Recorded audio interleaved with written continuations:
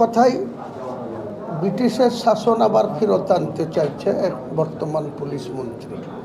আর কি হচ্ছে সেটা জানি না। আমাদের রেজিনগর বিধানসভার অন্তর্গত যে দুটি থানা আছে, তিনটে থানা মূলত, 14টা অঞ্চলের মধ্যে 3টে অঞ্চল হচ্ছে বেলডাঙ্গা থানা, 6টা অঞ্চল হচ্ছে রেজিনগর থানা, আর 5টা অঞ্চল হচ্ছে শক্তিপুর থানা।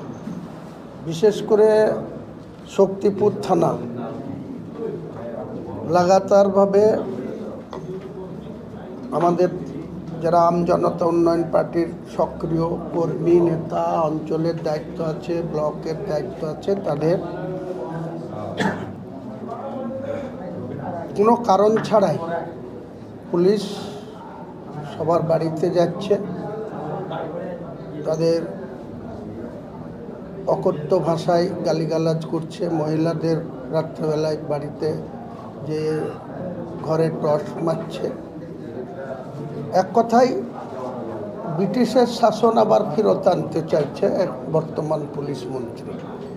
রেজিনগর থানা এবং শক্তিপুর থানাকে এতটাই পাওয়ার দেওয়া হয়েছে যে এখানকার থানার অফিসাররা দলদাসে পরিণত হয়েছে।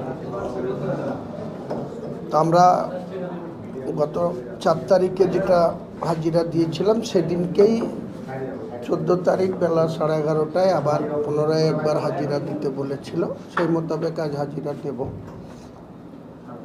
এবং পরবর্তীকালে এই দুটি থানার আধিকারিকরা যেভাবে আমাদের সক্রিয় কর্মী নেতা,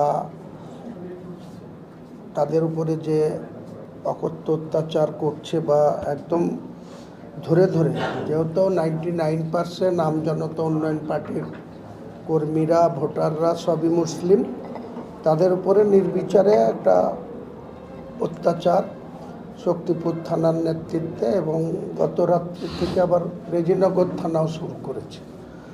তো আমরা আগামী 17 তারিখ শুক্রবার বেলা 3টের সময় আমজনতা উন্নয়ন পার্টির নেতৃত্বে পুলিশের এই